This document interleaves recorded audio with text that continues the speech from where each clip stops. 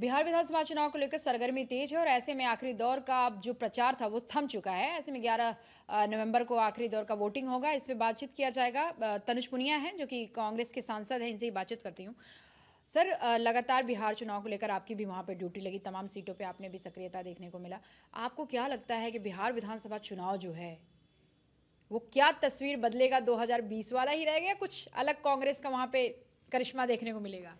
देखिए, जनता जो है जो मैंने देखा वहाँ ग्राउंड पे, लगभग 15-16 दिन मैं वहाँ था, तो वहाँ पे जनता में एक बदलाव करने की इच्छा है। जनता चाह रही है, पक चुकी है वही चेहरे देख के सरकार में। वो चाहती है कि बदलाव हो, और केवल बदलाव चेहरे को नहीं बल्कि पूरी व्यवस्था का बदलाव होने को वो चाह रही है।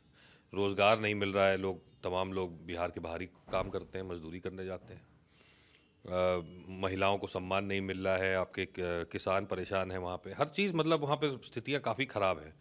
और 20 साल मौका दिया जनता ने कि 20 साल आप करिए, आपको जितनी हमारी मदद कर सकते हैं उतनी करिए, विश्वास दिखाया सरकार में, नीतीश कुमार जी में। लेकिन अब वो विश्वास ख़त्म हो गया है।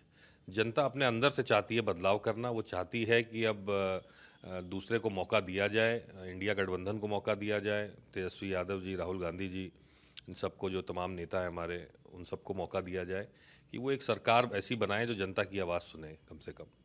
तो बदलाव की करंट है सरकार, पूरी जनता में, और इस बार सरकार बनना तय है।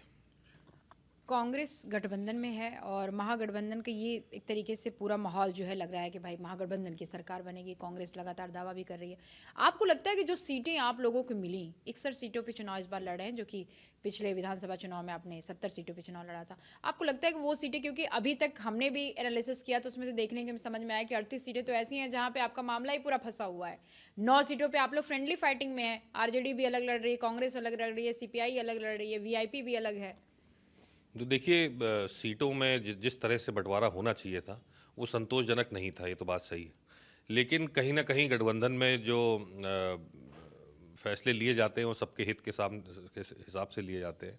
कहीं ना कहीं एक कदम पीछे लेना पड़ता है, कहीं ना कहीं उन्होंने भी एक कदम पीछे लिया है कई सीटों पे। तो ये बात सही है कि संतोषजनक सीटों का बंटवारा नहीं हो पाया, लेकिन जो बंटवारा हुआ है उसको एक्सेप्ट करके और आगे बढ़े हैं हम लोग, और हर सीट पे मजबूती से चुनाव लड़ रहे हैं। विशेषकर अब अगर आप देखें, जहाँ पे मैं तैनात था, सहरसा ज़िले में 4 सीट है, 4 की 4 हम लोग जीत रहे हैं। वहाँ पे सहरसा भी कांग्रेस मांग रही थी, लेकिन हमारे नए साथी हैं गठबंधन के, आईपी गुप्ता जी को दिया गया, और वो भी बहुत ही मजबूती से उस चुनाव को लड़ रहे हैं और जीत भी रहे अच्छे मार्जिन से, 25-30 हज़ार से जीतेंगे। और चारों सीट हमारे ज़िले की जीत रही हैं, 2 आरजेडी, एक कांग्रेस और एक ये। तो जो कांग्रेस को सीट मिली थी वो भी 40-45 साल से वो जीती नहीं है कांग्रेस ने वहाँ पे कोई, हमेशा जेडीयू या बीजेपी जीतती थी। तो इस बार वहाँ बदलाव है, तो उसी बदलाव को देखते हुए मैं बोल रहा हूँ कि जनता में एक करंट है, बदलाव वो चाह रही है, इनको हटाना चाह रही है। और सीटों का बंटवारा भी जो हुआ हुआ, उसके बाद आगे बढ़ करके सब लोग अब मजबूती से लड़ रहे हैं।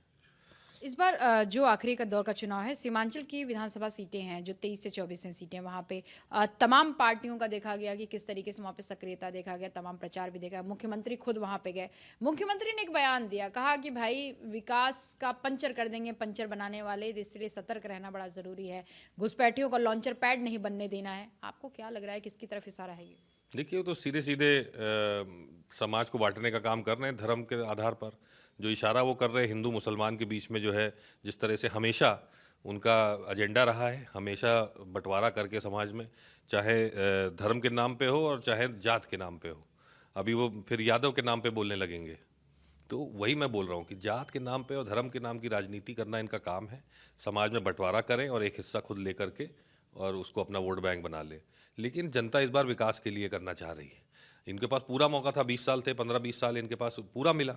लेकिन क्या हुआ? अभी तक कह रहे हैं कि बिहार पिछड़ा क्षेत्र, पिछड़ा स्टेट है। अभी तक कह रहे हैं कि जो है ढंग से जो है नौकरियां नहीं मिल पाई, और एक बार फिर बना दीजिए, हम बदल देंगे, पूरी बिहार की कायाकल्प बदल देंगे। तो इनको बहुत मौका दे चुकी है सरकार, जनता अब दूसरे को मौका दे रही है। महागठबंधन में कई बार देखा गया कि वो वैसे खुद भी चाहते थे कि महागठबंधन का हमें हिस्सा बनाया गया इंडिया गठबंधन में, लेकिन आप लोगों ने उनका प्रस्ताव माना नहीं। आपको लगता है कि वैसी कुछ समीकरण को डगमगा रहे हैं? नहीं, देखिए, जैसे चुनाव जो है वो दो के बीच में अब हो गया है, महागठबंधन या फिर एनडीए। लोग अब तीसरे को विकल्प के रूप में नहीं देख रहे हैं। पिछली बार कुछ सीटों पे 4-5 सीटों पे उनको मौका दिया जनता ने। लेकिन अब जैसे यूपी का चुनाव हुआ था 2022 में कि 2 के बीच में वो सिमट के रह गया, तीसरे को मौका नहीं मिला उसमें बीच में। तो यही परिस्थितियाँ बिहार की हो चुकी हैं। या तो एनडीए को वोट देंगे, नहीं तो महागठबंधन को देंगे, और महागठबंधन सबसे तेज़ है इस समय। लेकिन ऐसा सवाल इसलिए है तनुज जी, क्योंकि ओवैसी को नज़रअंदाज नहीं किया जा सकता है बिहार के विधानसभा चुनाव में, क्योंकि सीमांचल की जो क्षेत्र हैं वहाँ पे 61 से 60% तक मुस्लिम हैं हर विधानसभा क्षेत्र में। तो आपको लगता है कि वही ओवैसी जो हैं 5 सीटें 2020 में जीत चुके थे, अब 25 सीटों पर लड़ रहे, उनका दावा 10 से 12 सीटों का है। नहीं, मैं तो जो बता रहा हूँ कि जो बाइपोलर चुनाव हो गया है, 2 पक्षों के बीच में हो गया है। इससे पहले उत्तर प्रदेश में भी आप देखिए, कांग्रेस को सीटें कहाँ मिली? नहीं मिली 2022 के चुनाव में। वो इसलिए नहीं मिली क्योंकि समाजवादी और भारतीय जनता पार्टी के बीच में चुनाव दिख रहा था वहाँ पे।